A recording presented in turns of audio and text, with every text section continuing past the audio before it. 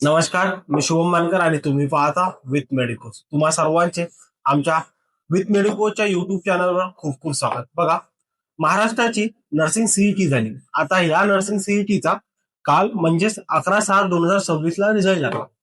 तर आता भरपूर लोकांचे मला मेसेज आले, सर महाराष्ट्र जे सीईटी झाली आहे नर्सिंगची त्यावर व्हिडिओ बनवा, कट ऑफ किती जाणार आहे, कुठले कुठले गव्हर्नमेंट कॉलेज आहेत, कुठले गव्हर्नमेंट कॉलेजला किती कट ऑफ जाईल आणि कुठले इम्पॉर्टंट कॉलेज आहेत, आम्ही प्रेफरन्स कसा भरायचा, या सर्वांवर आज मी एक व्हिडिओ बनवत आहे. तर तुम्ही ते, जर तुम्हाला हा व्हिडिओ आवडत असेल किंवा या व्हिडिओची खरंच खूप जास्त गरज असेल तर आम्हाला लाईक, शेअर, सबस्क्राईब करा. तर बघा, जे महाराष्ट्र नर्सिंग सीईटी झाले ते 6 ते 7 मे 2026 ला झाले. आता याचे 3 सेक्शन झाले, याचं नॉर्मलायझेशन झालं आणि म्हणजे काल म्हणजे 11/6/2026 ला याचा रिझल्ट आला. मग आता ही जी एक्झाम झाली, या एक्झाम मध्ये नेमके विद्यार्थी किती बसले होते, तर बघा, या एक्झामसाठी फॉर्म आले होते 47,722 आणि या एक्झामसाठी कॅन्डिडेट बसलेले होते 43,283 विद्यार्थी टोटल आहेत ते एक्झामसाठी बसले. परंतु त्यामध्ये जो मुलींचा क्रायटेरिया आहे ना, मुली खूप जास्त होत्या. मुली होत्या जवळजवळ 32,255 आणि बॉईज होते 11,028. आता हा झाला एक ओव्हरऑल क्रायटेरिया, म्हणजे आपण कन्सिडर करूया की 43,000 विद्यार्थी या एक्झामसाठी बसलेले होते. मग आता आज तुमचा रिझल्ट आला.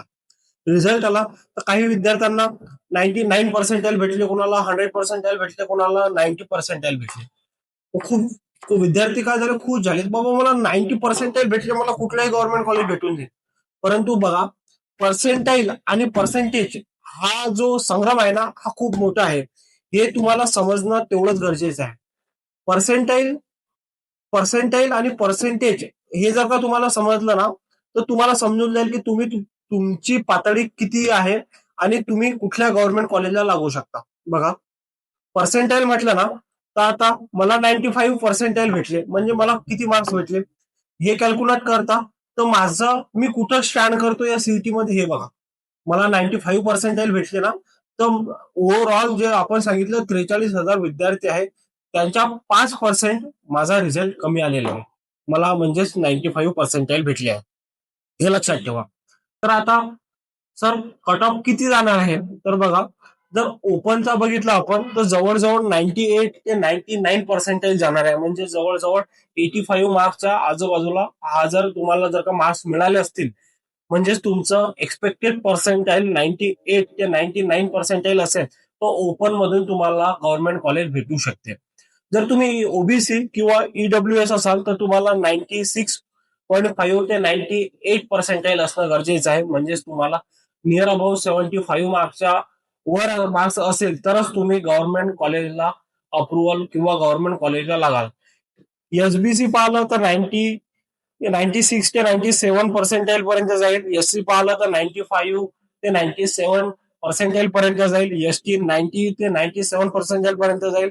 एनटी, सी, बी, डी आणि व्हीजेएनटी हे जे सर्व आहेत हे जवळपास 95 ते 97 पर्यंत यांचा कट ऑफ जाणार आहे.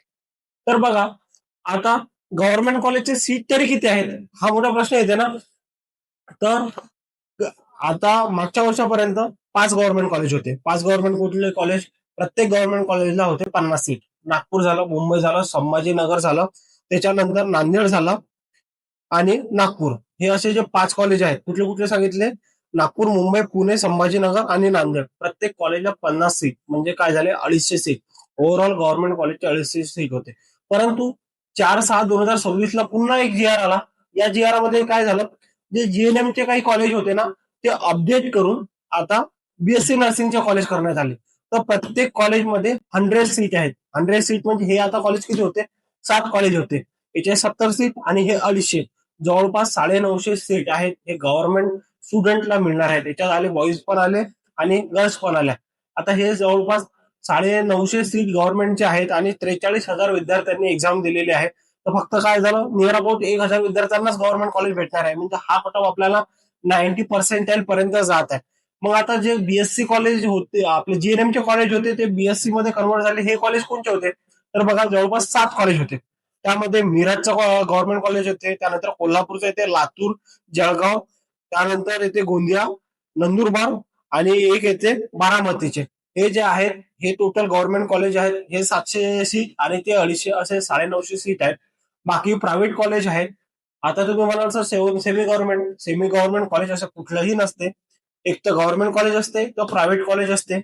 जर आता बघा प्रायव्हेट कॉलेजमध्ये काय भेटते की 50% तुम्हाला फी भेटून जाते.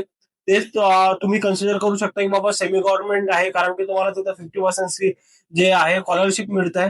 तर जे तुमची फीज राहते फी स्ट्रक्चरच्या जे कॅटेगरी वाईज तुम्हाला स्कॉलरशिप भेटते त्याच्या थ्रू आपण सेमी गव्हर्नमेंट, गव्हर्नमेंट आणि प्रायव्हेट कॉलेज असं कॅटेगराईज करू शकतो. तर यानंतर मी तुम्हाला सांगेल की कुठलं कॉलेज बेस्ट आहे, तुम्ही कुठलं बेस्ट कॉलेजला अप्लाय करू शकता.